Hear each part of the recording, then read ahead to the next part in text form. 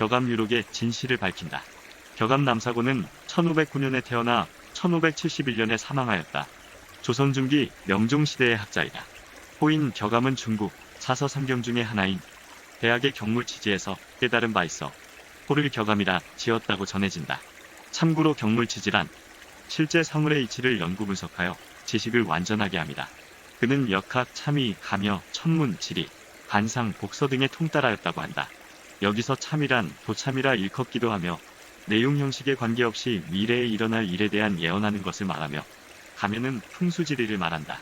그는 어려서부터 유학에 심취하였으며 중년에는 역학, 천문, 지리 등에 능통했으며 어릴 때부터 독서를 좋아하였고 확고한 자기의 뜻을 세워 재물을 보기를 돌같이 보았고 특히 욕심과 탐욕을 경계했고 검소한 생활을 했으며 평생 동안 소학을 책상 위에 두고 매일매일 보면서 몸소 행동으로 실천하였다고 한다. 명종 19년인 1564년 격암 나이 55세 늦은 나이에 조정에 천거되어 참봉에 제수되고 말년에는 천문학 교수 종육품을 역임하였다. 지금으로 말하면 국립서울대 천문학과 교수 정도가 아니었을까 생각한다. 그는 결코 제야의 천문이나 관상에 정통한 은둔고수가 아니라 조정에서도 인정한 진정한 도사였던 것이다. 격암 남사고는 소년 시절 신인을 만나 그 비결을 전수받았다고 전해진다. 인류의 긴 역사를 볼 때 예언의 메시지를 기록한 책은 많다. 성경, 불교경전, 노스트라다무스의 모든 세기, 에디가 케이시의 예언집, 파티마의 제3의 비밀, 성자 말라카이의 예언, 고든 마이클 스켈레온의 환영적 예지, 루스 몽고메리의 예언, 하너스님의 예언, 김일부의 정령론, 소강철의 우주력 메시지, 조선시대 학자 이서구의 비결서, 신교 총화를 남긴 자하선인의 예언, 주장춘의 메시지, 영계의 메시지를 전해주는 실버비치의 영원집 등 수많은 현인들은 세기말적인 예언과 종말적인 메시지를 전하고 있다. 그렇지만 구체적인 대안을 제시한 책은 거의 없다. 그러나 격암유록의 남사고 선생은 다른 예언가들과는 달리 매우 구체적이고 현실적이며 놀라우리만큼 완벽하고 정확하게 예언하고 있으며 대안을 제시하고 있다. 임진왜란, 병자호란, 일제침략, 한일합방, 6.25 전쟁, 4.19 이거, 5.16 혁명 등 한국의 근현대사를 예언했고 2020년대에 이르러 새롭게 진입하는 물병자리 시대에 맞추어 전 세계가 새로운 정신혁명으로 의식이 고도로 진화된 문명세계를 이룬다는 것을 예언하고 있다. 그러면 예를 하나 들어보자. 격암유록의 은비가에 다음과 같은 구절이 나옵니다. 나를 죽이는 자가 누구인가? 왜이다. 사람들은 그것을 모르는구나. 병난이 그 속에 있다. 나를 살리는 자 누구인가?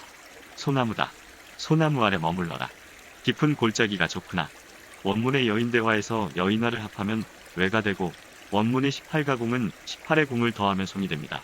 이 예언은 임진년의 왜구가 쳐들어와 많은 사람이 죽으리라는 것을 암시한 것입니다. 임진왜란 때 피난처는 소나무 송자를 가진 명나라 장수 이여송이 우리나라를 도와주고 백성들은 깊은 심산유곡으로 피하면 몸을 보존할 수 있다는 내용입니다. 병자호란을 설명한 부분으로는 격암유록 은비가에는 다음과 같은 내용이 적혀있다. 나를 죽이는 것은 누구인가? 눈이다.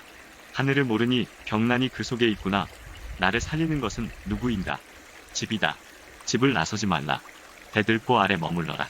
이 예언처럼 청나라 군사들은 겨울에 우리나라를 쳐들어왔는데 날씨가 몹시 추워 집에 가만히 있었던 사람들은 큰 피해가 없었다고 전해진다. 그리고 격암은 격암유록 말초가에 조선 왕조의 흥망성쇠를 이렇게 표현하고 있다. 임신년에 시작하여 을사년까지이다. 500년 운이 28임금이다. 융이사년 7월 오연 나무꽃이 땅에 떨어진다. 경술년 1910년 매미 우는 때라. 이성계가 왕위에 오른 때가 1392년 임신년이며 을사년은 1905년 을사보호조약이 체결되어 조선왕조가 외교권을 박탈당한 해입니다. 사칠은 28임으로 28명의 임금을 말하며 이씨왕조의 운세가 사라지고 경술국치를 당한다는 예언입니다. 즉 1910년인 경술년에 강제로 한일합방이 된다는 것을 의미합니다. 일본 패망과 해방에 관한 내용으로 격암유록에는 다음과 같이 기록되어 있습니다. 을유년에 일본이 망하니 외인들이 낭망하여 자기 나라로 돌아간다. 경술년 1910년부터 36년 되는 해에 푸른 닭이 기쁨에 겨워 울리라. 청개는 60갑자로 을유년을 나타내며 백구는 경술년 1910년을 의미한다. 1945년 민족해방과 더불어 일제 패망이 이루어진다는 말이다. 나라가 분열할 때는 언제인가? 3마리의 닭이 차례로 우니 을유년 1945년이다. 환란이 처음 일어나는 시기는 언제인가? 계사년 1953년 이 오기 전 3년이라.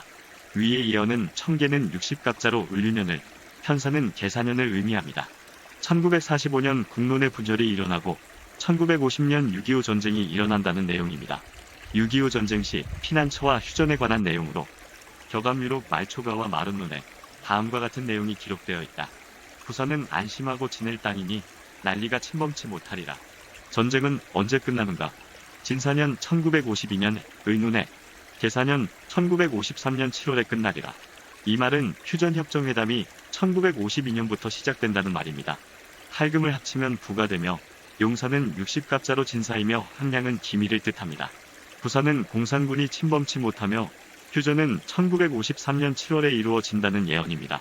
자유당 정권에 관한 내용은 격암유록 말초가에 다음과 같이 기록되어 있다. 이씨 왕조가 어느 해에 다시 일어나는가? 무자년 1948년에 정권을 잡는다. 새로 득세한 이씨 정권이 12년을 간다. 원성이 자자하니 백성들이 어찌 살리. 여기서 황선은 무자년을 의미합니다. 이씨 왕가의 후손인 이승만 건국 대통령은 12년간 정권을 잡고 4.19 의거에 의해 실권한다는 내용입니다. 20세기 말에 지구의 혼란 상황을 남사고는 이렇게 기록하고 있다. 도탄에 빠진 백성들이여 급히 꿈에서 깨어나라. 머지않은 장래의 눈앞에 화가 닥치니 애처롭고 애처롭다. 또 격암유록의 생초지략에 다음과 같은 내용이 수록되어 있다. 세상이 악독하여 부패하고 사람들이 병들었도다. 세상의 짐승 같은 종자를 멸할 때 살인이 없는 곳이 없고 죽음이 곳곳에 널려 있다. 3년의 흉년과 2년의 괴질, 유행하는 볼림병이 전 세계를 휩쓸며 토하고 설사하는 병, 천식으로 일어나는 병, 흑사병 등 피가 마르고 이름 모를 천질로 인해 아침에는 살아있으나 저녁에는 죽어 열집에 집골로 살아남으며 산과 바다의 열기와 습기의 독 때문에 많은 사람이 죽어가니 영이라도 손쓸 방법이 없어 한방이하긴 온 육기도 허사일세. 이름도 모르는 악한 질병을 어찌 면하리오. 휘몰아치는 사나운 바람과 오랫동안 내리는 음산한 비로 인하여 밀려오는 것엔 파도와 지진과 화재, 모든 일이 근심인 환란 속에서 독한 부스럼, 악한 질병, 살인, 강도가 날뛰고 굶어 죽는 자가 여기저기 도처에 널렸구나 라고 예언하고 있다. 아무튼 지금의 현재 지구는 우주의 시대가 황도 12궁자리인 2000년 동안의 물고기 자리 시대를 막 지나 자금 2020년대부터 물병자리 시대에 접어들면서 새로운 가치관의 시대로 돌입했다. 즉, 이 말은 스마트시티 건설 등 4차 산업혁명의 시대로 돌입했다는 말이 아닐까 생각한다. AI 인공지능을 가진 로봇가 우리 인간을 능가하는 시대가 된 것이다. 절대적인 가치관의 시대, 영혼이 결합된 정신문명의 시대, 고도의 정신문명과 병행하는 고차원적인 과학문명의 시대를 맞이하고 있다. 그러나 물병자리 시대에 접어들기 전 인류는 물고기자리 시대의 약 2000년 동안의 기간 동안 인류가 이 아름다운 지구에서 저질러온 스스로의 지구 파괴 행위에 대해 책임을 지고 대가를 지불해야 한다. 그동안 2000년 동안 지구에서 발생한 모든 문제는 인류가 행한 모든 욕망과 이기심의 문화에 기인한 것이기에 그 책임 또한 인류가 져야 할 것이다. 그래서 인류의 선지자들은 이구동성으로 위와 같은 말을 했던 것이다. 아무튼 그 결과 전쟁, 기아, 괴질, 지진, 홍수 등의 자연재해와 가치관의 극심한 혼란으로 빚어지는 걷잡을 수 없는 사회 혼란을 미리 예견한 것이다. 그리하여 격암유록의 저자 남사고 선생은 이 같은 모든 시련의 대안으로 각 개인의 수도하는 삶을 권유하고 있다. 수도를 통하여 기복신앙이나 피안의 세계에 대한 바램 같은 것이 아닌 순수한 인간의 본성을 되찾고 순수의식으로서의 회귀를 통한 내면의 눈을 떠서 우주의 질서와 법칙과 우주의 원리를 통찰하는 삶을 살고 개인 완성과 전체 완성의 세계를 만들어가는데 노력하라고 권고하고 있다. 즉 누구의 도움 없이 자성하여 인간 스스로 지상낙원을 만들어가자고 추천한다. 다시 한번 지금의 혼돈의 시대를 성찰해보면 모든 생명이 씨를 뿌리고 잎이 나고 꽃을 피워 열매를 맺듯이 이제는 지구의 시간도 대도 완성의 세계로 진입하고 있다. 그러나 지구의 수많은 생명체들이 삶의 존재 가치를 모르고 업이 소멸되지 않아 수없이 윤회를 반복하여 지금에 이르렀으니 오랜 세월의 방황의 사슬을 끊고 이제는 인간 본연의 선함인 순수의식의 회복으로 인간 완성의 결실을 맺어야 한다. 그러려면 우리 인간 개개인은 진리를 추구하며 진리의 참뜻을 반드시 이해하여야 한다. 진리란 변하지 않는 본질을 의미합니다. 그러나 지금 같은 황금만능주의에 빠진 현 인류는 형상화된 세계, 즉 물질계를 통해서는 본질을 찾으려고 하는 것은 모래사장에서 하늘을 찾기보다 어렵다고 본다. 그래서 진리를 구하고자 하는 이는 부단히 노력하고 수행을 해야 하는 것이다. 인간은 인간한성이 이루어질 때까지 끝없이 윤회를 반복한다. 인간한성을 이루어 사명을 완수했을 때 영원한 세계에서 쉴 수 있습니다. 인간은 누구나 언젠가는 완성되어야 하며 또한 완성됩니다. 그리고 그것은 자신의 의지에 의해서 진화의 속도가 결정한다. 인간한성의 접근이 많이 된 사람은 영급이 높다고 한다. 진정한 인간의 가치는 영급에 있습니다. 그것은 세속적인 금전의 축적이 성공한 자라고 불리어지는 것과는 정반대입니다. 오히려 영의 세계에서는 부의 축적을 수치라고 여깁니다. 격암유록의 새로운 시에서 남사고는 이렇게 전하고 있다. 하늘의 도를 따르는 자 살 것이요 모르는 자 죽으리. 이를 헤아릴 자 누구이며 들을 자 누구인가.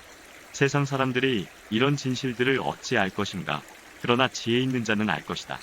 그리고 격암유록 초장에 이런 말을 남긴다. 생의 피난처는 마음에 달려있으나 욕망을 가지면 구름과 안개에 뒤덮여 갈피를 잡지 못하고 혼돈하여 죽음의 길로 치다르며 피난처를 얻지 못하리. 그리고 마지막으로 남사고는 격암유로 남아 23조에 이런 말을 전하고 있다. 본심을 상실한 자는 마음을 깨달아야 한다. 인간이 금하여야 할 행동규범 23가지를 설파하고 있다. 1. 불의를 행하는 것. 2. 약한 마음을 먹는 것. 3. 욕심이 많은 것. 4. 악의를 품는 것. 5. 시기하는 것. 6. 곁길로 사람을 따르는 것. 7. 다투는 것. 8. 속이는 것. 9. 악독함이 내재되어 있는 것. 10. 수근대는 것. 11. 헐뜯는 것. 12. 신이 없다고 하는 것. 13. 하늘이 없다고 믿는 것. 14. 능욕함이요. 15. 교만함이요. 16. 자만함이요. 17. 악을 꾀하며. 18. 불효함이요. 19. 어리석음이요. 20. 배반함이요. 21. 정이 없는 것이요. 22. 자비가 없는 것이요. 23. 불의를 시인하는 것이라. 이러한 사람은 뉘우치며 스스로 자책하며 꾸짖지 아니하면 하늘의 분노와 혹독한 형벌을 면하기 어려우리. 라고 격암남사고 선생은 강력히 경고하고 있다. 우리 현대인들이 각자 명심해야 할 금과 옥조 같은 말이다. 오늘은 여기서 이만 줄일까 합니다. 모두들 행복하십시오. 감사합니다.